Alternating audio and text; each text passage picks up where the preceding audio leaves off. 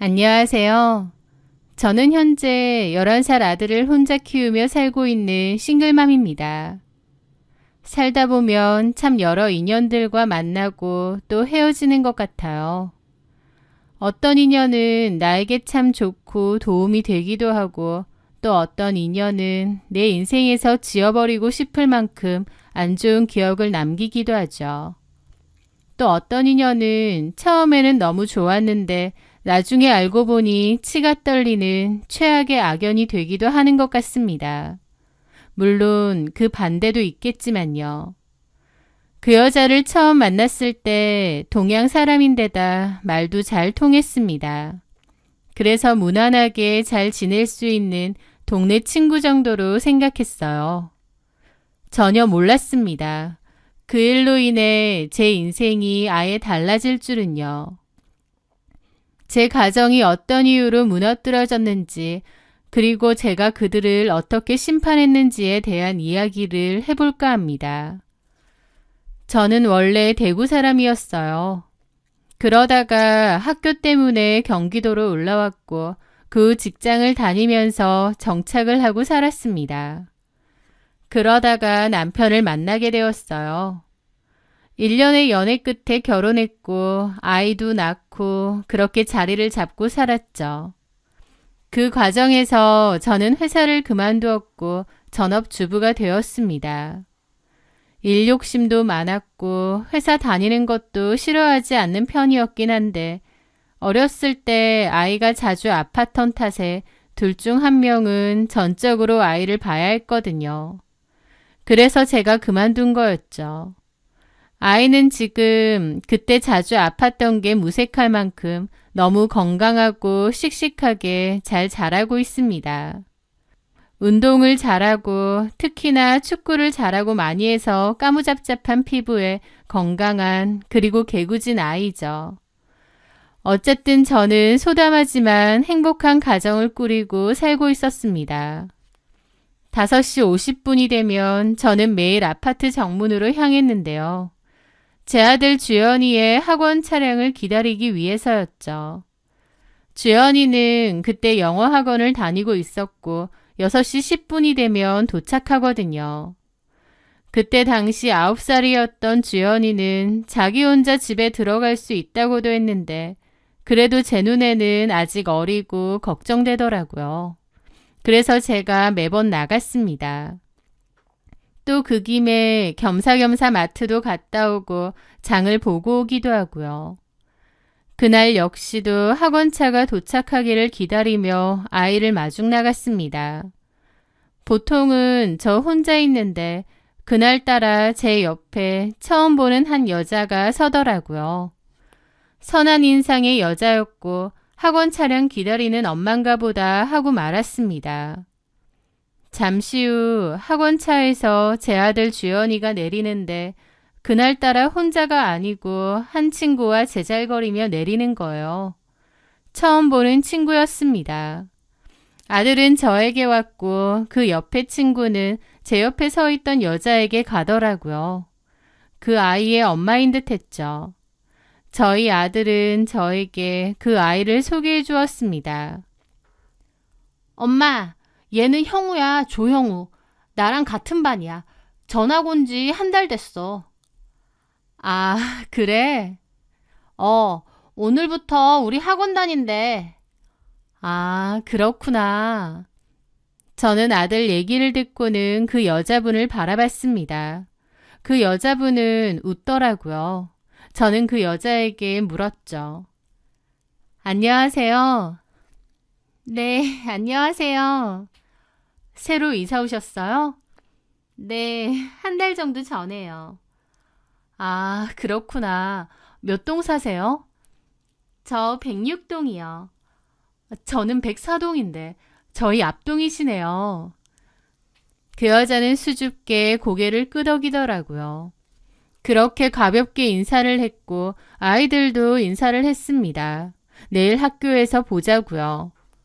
낯선 환경일 텐데도 제 아들과도 스스럼 없이 장난치고 활발한 모습이었습니다. 그렇게 집으로 왔고 저 형우라는 애랑 반에서 잘 지내느냐고 물었습니다. 저희 아이 말로는 한 달 전에 전화 왔는데 딱히 자기랑은 안 친했대요. 그런데 오늘 학원차를 같이 타더랍니다. 그래서 그 김에 이런저런 대화도 많이 하고 친해졌다고 했어요. 저는 새로운 친구니까 친하게 잘 지내라고 하고 말았죠. 그렇게 다음 날부터 아이를 데리러 가면 항상 형우 엄마가 있었습니다. 아이를 기다리면서 이런저런 대화를 나누게 되었는데 저보다는 2살이 어리다고 했고 남편은 화물 트럭을 운전한다고 했습니다. 다른 동네에서 살다가 아파트를 사면서 여기로 오게 되었다고 했죠. 그렇게 얘기를 하다가 제가 물었습니다. 원래 이 지역 분이세요? 그랬더니 형우 엄마가 그러더라고요. 아, 아니요. 원래는 대구 사람이에요. 그 말에 저는 눈이 동그래졌습니다. 정말요? 저도 원래 대구 사람이에요. 어머, 그러세요? 사투리를 전혀 안 쓰시길래. 저는 대학교 때부터 올라와서 여기서 지낸 지가 꽤 됐거든요. 반가워요. 대구 어디서 사셨어요? 같은 동양 출신이라고 생각하니 친밀감이 더 들고 반갑더라고요. 저희는 그날을 계기로 확 가까워졌습니다. 형우 엄마는 자신의 이름을 이서영이라고 했습니다. 저보고는 언니라고 불렀고 저는 서영 씨라고 불렀죠. 서영 씨도 전업주부라고 했고 아이 보내고 집안일 해놓고 나면 심심하다고 취미라도 배워야 될 것 같다고 했습니다. 저는 저희 집에 종종 놀러 오라고 했어요. 서영 씨도 처음엔 좀 낯을 가리나 싶었는데 막상 대화에 물 것 같으니 엄청 활발하고 괄괄한 성격이더라고요. 공통점이 많았던 저희는 급속도로 가까워졌습니다. 집도 가까웠던 데다 아이들끼리도 친하고 잘 지냈어요. 그래서 종종 같이 놀러 갈 때도 있었고 서로의 집에도 왕래를 많이 했습니다. 서영 씨의 남편은 집을 비우는 일이 잦다고 했어요. 그래서 저희 집에서 놀다가 다 같이 저녁 먹고 간 적도 많습니다. 나중에는 제가 원래 알고 지내던 다른 동네 친구 엄마들에게도 서영 씨를 소개해 주었어요. 그 엄마들도 아이들이 같은 학교를 다니거나 같은 아파트에 사는 엄마들이었죠. 아이들이 학교에 간 낮 시간에는 서로의 집에 모여 커피를 마시거나 밥을 먹는 경우도 종종 있었습니다. 만나면 교육 정보도 나누고 남편 흉도 보며 스트레스를 풀었어요. 그런데 서영 씨는 특히 저한테 많이 물어보기도 했습니다. 주연이 아버지는 어떤 분이냐, 어떻게 만났느냐 등등요. 물어봐서 제가 이런저런 얘기를 하면 어머 언니 부럽다. 우리 남편은 좀 무뚝뚝하다 라고 하더라고요. 남편하고 사이가 안 좋냐니까 그건 아닌데 좀 다정한 남자랑 결혼할 걸 그랬다고 했습니다. 그래서 제가 마음에 쏙 드는 사람이 세상에 어디 있겠느냐. 좋은 부분이 있으면 아쉬운 부분도 있지 않겠냐. 그래도 형우 아빠는 돈도 잘 벌고 일도 많이 하시지 않느냐 그랬습니다. 새벽 일찍 나가고 정말 열심히 일하는 것 같았거든요. 어쨌든 서영 씨는 다른 엄마들하고도 곧잘 지냈습니다. 성격이 밝고 친화력이 좋아서 누구하고든 잘 어울리더라고요. 다른 엄마들도 서영 씨가 성격이 활발하고 좋다고 그랬고요. 그러던 어느 주말이었습니다. 저희 집에서 서영 씨를 포함한 친구 엄마들을 불러 저녁 식사를 대접했습니다. 아이들은 다 같이 방에서 놀고요. 제가 해물찜을 만들어서 다 같이 맥주 한잔하고 먹기로 했어요. 그날은 남편이 회식한다고 해서 그렇게 한 거죠. 그런데 제 남편이 일찍 퇴근을 하고 돌아왔습니다. 남편이 늦는다고 했기에 편하게 있던 친구 엄마들은 좀 당황하더라고요. 일찍 왔네? 오늘 회식한다며. 아, 부장님이 일이 생겨서 회식 취소됐어. 남편은 서글서글하게 웃으며 다른 엄마들에게 얘기했습니다.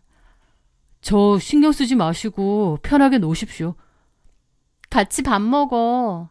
에이, 나 있으면 불편할 텐데. 나는 알아서 먹을게. 그때 서영 씨가 그러더라고요. 같이 드세요, 주연이 아버님. 언니가 해물찜 너무 맛있게 만들어줬는데 이거 같이 드세요. 서영 씨가 적극적으로 오라고 했고 그렇게 남편은 어정쩡하게 웃으며 식사 자리에 합류를 했습니다. 맥주 한 잔씩 하며 이런저런 얘기를 했고 분위기는 화기애애했죠. 나중에는 각자의 남편들 다 부를까 그런 얘기도 했고 나중에 정말로 연락을 받고 남편들도 합류하기로 했습니다. 제일 늦게 서영 씨 남편도 왔어요. 서영 씨 남편은 덩치도 크고 인상이 서글서글 하시더라고요. 남편들끼리 서로 얘기도 주고받았고 서영 씨 남편은 자기는 개인 화물트럭 운전을 한다고 했습니다. 저희 남편도 자재 관련 일을 하기 때문에 혹시 나중에 필요한 일 생기면 연락드리게 명함 한 장 달라고 하더라고요. 그래서 서로 명함도 주고받았습니다. 그렇게 좀 늦은 시간까지 즐거운 시간을 보냈고 자리는 파했습니다. 그날 기분이 참 좋더라고요. 그리고 특히나 저희 남편이 분위기를 잘 주도하고 유쾌한 분위기를 만들어내는 걸 보며 참 성격이 좋고 사회생활 잘한다 싶어서 내 남편 멋지네 싶었습니다. 그때는 전혀 몰랐습니다. 제가 그때 느꼈던 그 생각들이 비극의 시작이었다는 것을요. 이상한 일은 얼마 지나지 않아 시작되었습니다. 원래 남편은 아침 8시쯤 출근을 합니다. 그런데 언젠가부터 남편이 새벽 6시 반만 되면 부스스 일어나 준비를 하고는 집을 나서는 겁니다. 남편은 아침 식사도 하지 않기 때문에 저보고는 굳이 일어나지 말라고 하면서 알아서 챙겨서 가더라고요. 저는 원래 8시쯤 갔는데 요즘은 왜 이렇게 일찍 가느냐 물어봤습니다. 그랬더니 남편 한다는 말이 내가 전에 말했잖아. 우리 팀장님 바뀌었다고. 근데 새로운 팀장님이 다른 건 몰라도 지각하는 걸 병적으로 싫어하는 양반이야. 그래? 그래도 너무 일찍 아니야? 7시 반 정도에 나가도 되지 않아? 안 돼. 오히려 그 시간에 가면 차가 너무 많이 막혀. 차라리 일찍 가서 차에서 쉬는 게 낫더라고. 에이, 그래도 너무 피곤하지. 괜찮아. 더 일찍 가는 사람도 많은데 뭐. 일찍 가니까 오히려 여유도 있고 차도 안 막혀서 좋아. 동도 트기 전에 준비해서 나가는 남편이 좀 안쓰럽더라고요. 남편이 그렇게 말을 했기에 그런가 보다 하고 넘겼습니다. 그런데 그럴싸한 남편의 말과 달리 그맘때 남편의 행동은 어딘지 모르게 부자연스러웠습니다. 피곤하다는 소리도 부쩍 자주 했습니다. 그리고 저와의 잠자리까지도 피곤하다는 이유로 피하기 시작했어요. 게다가 갑자기 휴대폰을 자주 보고 행여나 제가 휴대폰을 볼까봐 그랬는지 열심히 폰을 사수하더라고요. 제가 요즘 뭘 그렇게 재밌게 봐? 라고 물으면 그냥 뉴스나 유튜브 보는 거지 뭐 라며 어색하게 말을 하고 자리를 뜨는 겁니다. 남편은 평소에 그렇게 핸드폰을 많이 보는 사람이 아니었어요. 뭔가 달라진 남편의 행동이 눈에 거슬렸고 촉이 오더라고요. 인정하긴 싫지만 남편에게 뭔가가 있다는 제 안의 경고등이 울리기 시작한 거죠. 남들 다 그래도 내 남편은 아니라고 생각했지만 남편이 딴 마음을 먹은 걸 와이프가 모를 수가 없나 보더라고요. 아무렇지 않은 채를 했지만 분명 달라진 게 보였거든요. 뭐든 확인을 해봐야지 의심을 안고 살아갈 수는 없었습니다. 진실이 무엇이든 제 두 눈으로 확인하기로 했죠. 그 새벽 5시 50분 저는 남편이 화장실에서 씻는 소리를 들으며 일어나 옷을 대충 챙겨 입었습니다. 그리고 자는 척을 하다가 남편이 현관문을 나서는 소리에 맞춰 조용히 뒤를 따라 나섰죠. 남편이 정말 회사로 가는 건지 아니면 다른 곳으로 새는 건지 제 두 눈으로 확인하기로 했기에 차키도 챙겼습니다. 그렇게 지하주차장으로 내려간 남편은 차를 향해 걸어갔습니다. 저도 남편을 몰래 미행하려 했는데 들키지 않을까 걱정되더라고요. 그런데 남편은 자신의 차를 타지 않고 그대로 지나치는 겁니다. 저는 어리둥절한 기분으로 남편을 계속 따라갔죠. 어디 가지? 그런데 남편이 향하는 곳은 106동이었습니다. 남편은 익숙한 듯 106동 엘리베이터 버튼을 누르고 핸드폰을 보며 기다리더라고요. 제가 뒤에서 보고 있을 거라곤 상상도 못하는 눈치였습니다. 106동에 왜 왔지? 혹시 누구랑 카풀이라도 하나? 머릿속으로 여러 이유가 떠올랐습니다. 하지만 카풀을 한다고 해도 차로 오면 되지 남편이 갈 이유는 없잖아요. 도대체 뭐지 하는 순간 제 머릿속에는 그게 떠오른 겁니다. 형우네가 106동 6층에 산다는 것이요. 그 순간 너무 어이가 없고 설마 싶더라고요. 잠시 후 남편은 엘리베이터를 탔고 저는 숨을 죽인 채 남편이 몇 층으로 가는지 확인했습니다. 엘리베이터는 6층에서 멈추더라고요. 머릿속이 하얘졌습니다. 저길 남편이 왜 가? 저는 황급하게 계단으로 올라갔어요. 올라가는 내내 심장이 미친 듯이 뛰었죠. 그리고 형우네 집 현관문에 귀를 대보았습니다. 안에서는 아무 소리도 들리지 않았어요. 남편이 여길 왜? 그 고요함이 저를 더 미치게 만들더라고요. 저는 차가운 계단 구석에 쪼그려 앉아 이게 어떻게 된 상황일까 생각했습니다. 남편은 분명 올라갔는데 없어졌으니 저 집 안으로 들어간 건 확실했습니다. 이 새벽 시간에 도대체 형우네 집에 왜? 당장이라도 초인종을 누르고 나오라고 할까 하다가도 도대체 이 상황이 뭔지 이해가 잘 안 되더라고요. 그렇게 계단에서 멍하게 생각을 정리하는데 형우네 아빠는 새벽 일찍 나간다고 했던 서영 씨의 말이 떠올랐습니다. 설마 그 시간을 이용해서 내 남편이? 하지만 그게 말이 되나 싶었어요. 게다가 다른 거 다 떠나서 자식들이 친구 사이잖아요. 짐승들도 아니고 자식들도 다 얽혀 있는데 설마 싶었죠. 거기 있다 보니 남편이 진짜 올라간 건 맞는지 내가 뭔가 헛걸봤나 싶은 생각마저 들 정도로 현실 감각이 없었습니다. 얼마나 지났을까? 아침 7시쯤이 되었을 때였어요. 602호의 현관문 잠금장치가 찰칵하고 풀리는 소리가 들리더라고요. 저는 숨을 멈추고 계단에서 몰래 지켜봤습니다. 문이 조용히 열리고 제 남편이 도둑마냥 주위를 살피며 그 집에서 조용히 나오는 것이었습니다. 그 모습을 다 지켜보는데 너무 기가 막히더라고요.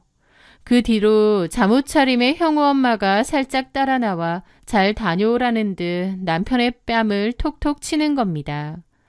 남편도 가보겠다는 말을 살짝 하고는 엘리베이터로 가더라고요. 저는 그 자리에서 완전 얼어붙었습니다. 충격이 너무 크면 사고가 정지되는가 봐요. 당장이라도 달려가서 이것들이 미쳤냐고 난리를 쳐도 모자랄 판이었지만 너무 놀란 나머지 온몸이 굳어 있었습니다. 제 남편이 친한 동네 친구 엄마네 집에서 나오고 그토록 익숙하고 다정하게 스킨십을 한다니요. 엄청난 충격과 배신감도 있지만 어떻게 둘이서? 라는 의문도 있었습니다. 제가 그러고 있는 사이 남편은 엘리베이터를 타고 내려가 버렸고 저는 한참이나 멍하게 있었어요. 집으로 터덜터덜 돌아와 정신을 차리니 그제야 분노가 치밀어 올랐습니다. 이렇게 바람이 난다고? 이게 정말 나한테 일어난 일이라고? 헛웃음이 나더라고요. 그 두 사람의 모습이 겹쳐지며 헛구역까지 났죠. 뭘 어떻게 해야 하나 싶었습니다. 남편의 불륜을 알고 나서의 제 마음은 완전 지옥이 되었죠. 이것들을 현장에서 잡아서 족쳐야 하는지 아니면 조용히 증거 수집해서 이혼하자고 해야 하는지 이혼은 하는 게 맞는지 선택해야 하는 게 너무 많았습니다. 머리가 깨질 것 같더라고요. 그날 하루 종일 아무것도 못하고 누워서 끙끙 앓았습니다. 아무 문제 없다고 생각했던 내 가정이 이렇게 박살나는구나. 기가 막히더라고요. 그렇게 아무것도 못하고 내내 누워서 울고 생각하고 그러고 있는데 정신 차려보니 어느새 6시가 넘었더라고요. 아이는 제가 안 오니까 그냥 혼자 들어왔고 그 사이에 서영 씨, 아니 그 망할년한테 문자가 온 겁니다. 언니, 왜 오늘 주연이 데리러 안 왔어? 내가 동 앞까지는 데려다 줬어. 어디 갔어? 아니면 아파요? 라고 아무렇지 않게 문자를 보냈는데 기함을 했습니다. 남의 남편 불러내서 새벽마다 그러고 있으면서 나한테 아무렇지 않게 언니? 뭐 진짜 이런 년이 다 있나 싶어 욕지거리가 튀어나오는 겁니다. 그 문자를 보고 저는 결심했죠. 내가 너랑 내 남편이랑 아주 개망신을 줄 거고 소송도 할 거다. 네 남편한테도 알릴 거고 네 자식한테도 알릴 거다라며 이를 바득바득 갈았습니다. 저는 최대한 아무렇지 않은 척을 하고 다음날 새벽 다시 남편의 뒤를 밟았습니다. 의문스러운 기분으로 남편을 쫓았던 전날과 달리 그날은 차가운 분노와 복수심만 들더라고요. 저는 어제와 똑같이 계단에 숨어 기다렸습니다. 분노로 온몸이 떨리고 이가 딱딱 물리더라고요. 저는 핸드폰을 꼭 쥐고 계단에서 기다렸고 잠시 후 문이 열리면서 남편이 나오는 소리가 들렸습니다.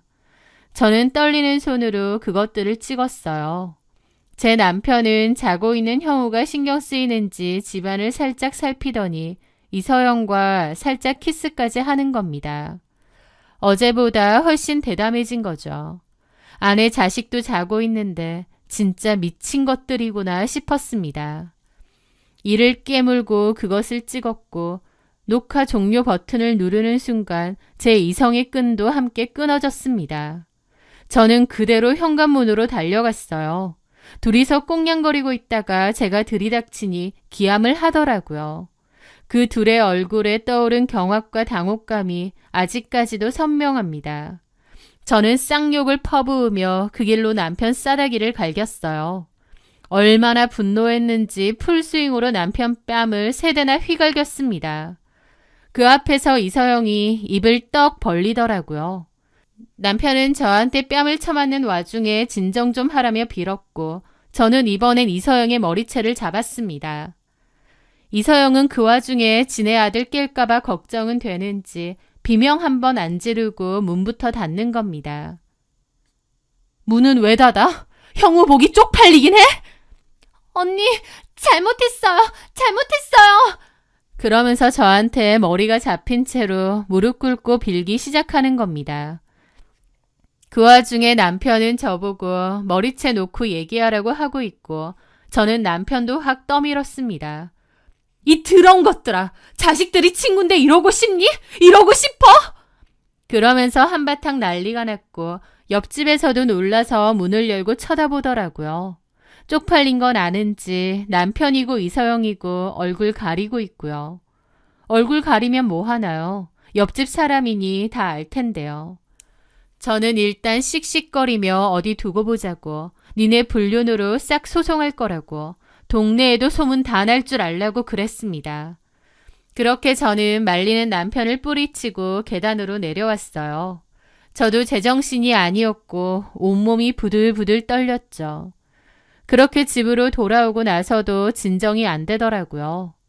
잠시 후 남편이 불이 나게 들어왔고 오자마자 또 비는 겁니다. 자기가 미안하다고, 잘못했다고, 잠깐 어떻게 된 것 같다고요. 저는 남편을 보니 또 열받아서 머리고 등이고 어깨고 마구잡이로 때렸습니다. 펑펑 울면서요. 야, 이 미친놈아! 아들 친구 엄마랑 그러고 싶냐? 네가 인간이야? 새벽마다 그러고 그 집까지 좋아? 너나 그년이나 짐승들이야? 저는 울부짖었고 잠에서 깬 아이가 무슨 일이냐고 방으로 들어오더라고요. 남편은 허둥지둥 아무것도 아니라고 아이를 돌려보내고 제 앞에서 계속 빌고 저는 남편에게 나가라고 했습니다. 그날 정말 많이 울었던 것 같아요. 솔직히 이혼밖에 답이 없다고 생각했습니다. 그것들 동네방네 개망신 다 주고 나도 이혼하겠다고요.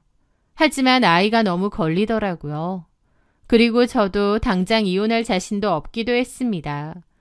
경제적인 기반도 없거니와 이혼은 생각도 안 하고 살았거든요. 저는 그날 어떻게 해야 하나 울고 또 생각을 했습니다. 사실 이혼하려면 할 수도 있어요. 경제적인 게 문제라면 남편에게 재산분할 받고 좀 작은 아파트로 이사하면 되고, 그게 아니면 친정 부모님한테 도움을 좀 받아도 됩니다. 취업이 쉽지는 않겠지만 전에 오래 일을 했으니 경력직으로 일자리도 알아볼 수 있어요. 살면 다 사라지겠지만 제 마음이 이혼을 원하지 않았습니다. 남편을 많이 사랑했고 저희 아들에게도 아빠의 자리는 있어야 했습니다. 그래서 저는 하루 종일 생각하고 또 생각하고 이혼은 하지 말자로 가닥을 좀 잡았던 것 같아요. 너무 분통 터지고 열받지만 이혼은 차마 못하겠는 겁니다. 남편은 그날 퇴근하고 와서 다시 싹싹 빌었어요. 저는 어떻게 만났느냐 물어봤습니다. 그랬더니 그날 저희 집에서 다 같이 식사하고 술 먹은 날이 있잖아요. 그날 먹는데 이서영이 상밑으로 자꾸 남편 무릎을 톡톡 치더랍니다. 처음에는 비좁아서 실수인 줄 알았는데 자꾸 부딪히게 되었다고 하더라고요. 그러면서 남편도 묘한 감정을 느꼈답니다. 그러다가 그 후 재활용 쓰레기를 버리러 나가는 길에 우연히 마주쳤대요. 한번 본 적이 있으니 자연스럽게 얘기를 나누게 되었는데 이서영이 자기 남편하고 사이가 너무 안 좋고 이혼을 생각 중이라는 소리까지 했답니다. 그래서 남편이 위로를 해주다가 그날 계기로 그렇게 됐다는 거예요. 듣는 저는 경악을 했습니다. 우연히 자식 친구 엄마를 만나서 대화를 한다 한들 그게 어떻게 이런 식으로 연결이 되나요? 제 남편도 미친놈이고 그 여자도 보통 년이 아닌 거죠. 게다가 저한텐 그런 말 한 적 없는데 제 남편에게는 자기가 이혼까지 생각이라느니 어쩌느니 했다는 것도 너무 대놓고 작업 거는 느낌이라 경악했습니다.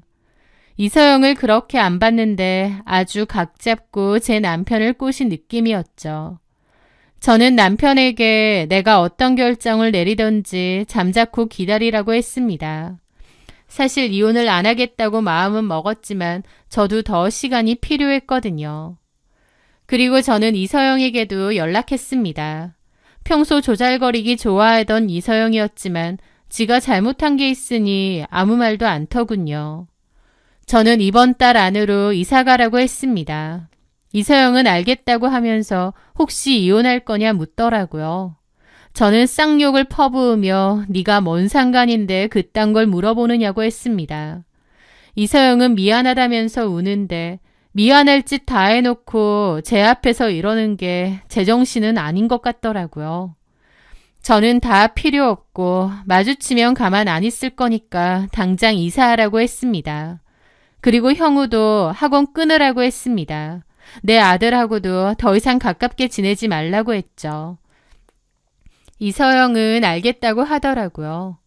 그날 이후 저는 하루하루 지옥에서 살았습니다. 집안은 숨막히는 침묵만이 흘렀고 남편은 제 눈치를 보며 죄인처럼 굴었지만 그 가식적인 모습이 더 역겨웠습니다.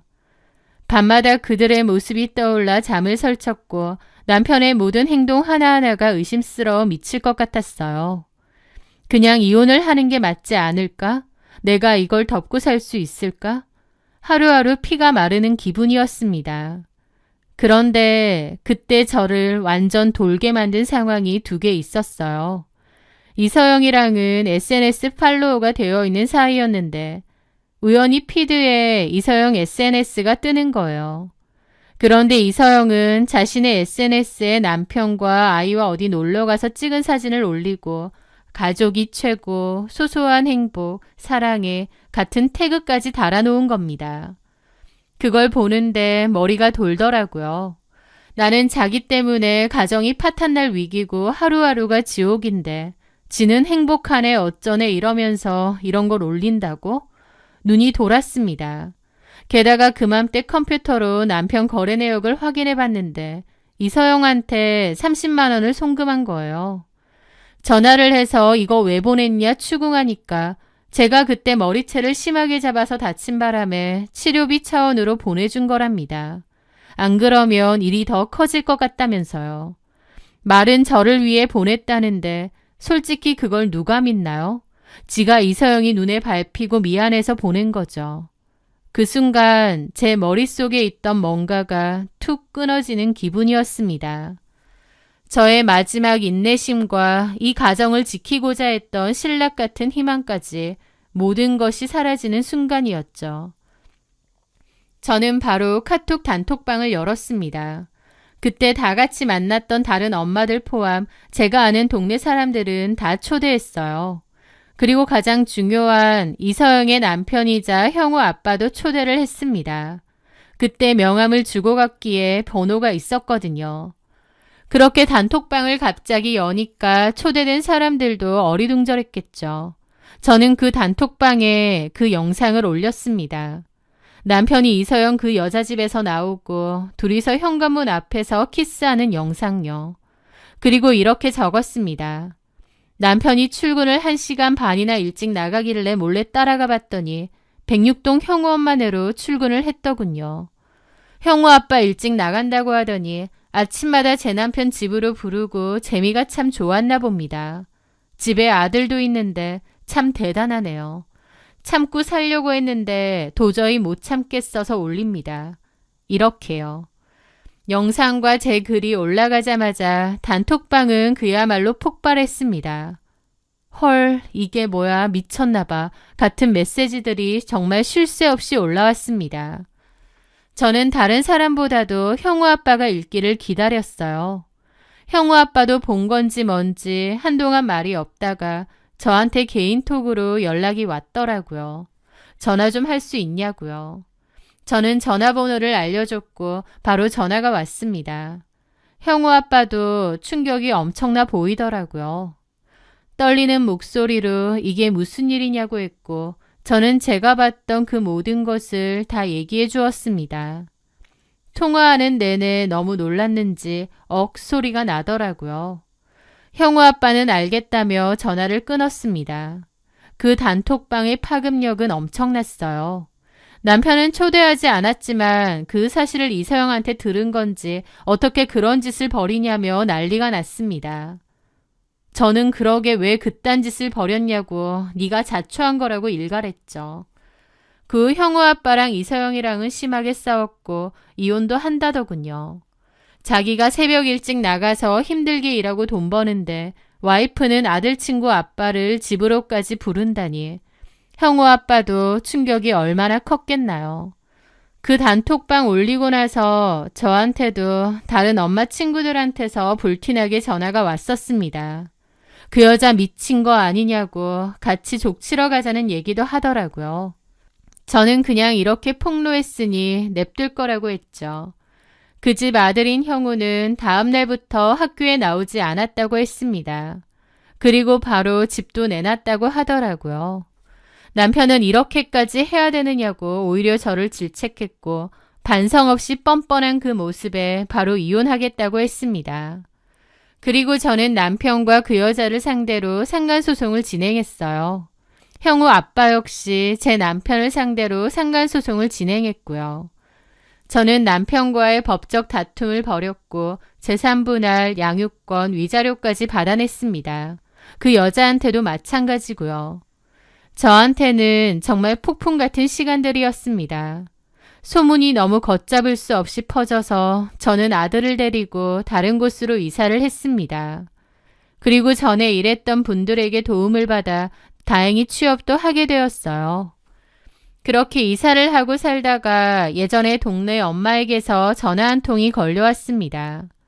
이서영에 대해서 들었다면서 이혼당하듯 위자료 다 뜯기고 고향으로 도망치듯 내려갔다고 했습니다. 저는 생각 같아선 이서영이 어딜 가든 쫓아다니며 그 영상이라도 콱 풀고 싶은데 어쨌든 그 여자도 이혼당하고 아들 뺏기고 그 집도 풍비박산 났다고 했으니 저도 여기에서 멈추려고요. 참 씁쓸합니다. 좋은 인연이라 생각했는데 그 둘의 헛짓거리로 인해 두 집안이 초토화가 되었으니까요. 그 양심 없는 것들은 자기들 잘못이라 생각 않고 제가 이를 너무 키웠다고 생각하겠죠. 하지만 이렇게 된 건 100% 그들이 자초한 일입니다. 왜냐면 제가 한 번의 기회를 줬음에도 남편은 그 여자에게 몰래 돈까지 보냈고 또 그 여자는 뻔뻔하게 자신의 행복을 과시했잖아요. 그들은 서로를 운명이라 믿었을지 모르지만 결국 서로를 파멸로 이끈 악연에 불과했던 게 아닌가 싶습니다. 그로 인해 많은 사람들이 상처를 받았고요. 그래도 시간이 약이라고 나중엔 저도 점차 무뎌지고 익숙해지더라고요. 그리고 저도 이제 과거를 돌아보며 분노하지 않으려 해요. 그들을 용서해서가 아니라 제 인생에서 완벽하게 소각시켜 버렸기 때문입니다. 썩은 동아줄이라도 붙잡고 사는 게 낫지 않나 싶어서 이혼하지 않으려고 했지만 지금은 그때 제 선택을 참 잘했다고 생각합니다. 앞으로 남은 인생 저희 아이와 함께 행복하고 씩씩하게 잘 살아가려 합니다. 제 사연 들어주셔서 감사합니다.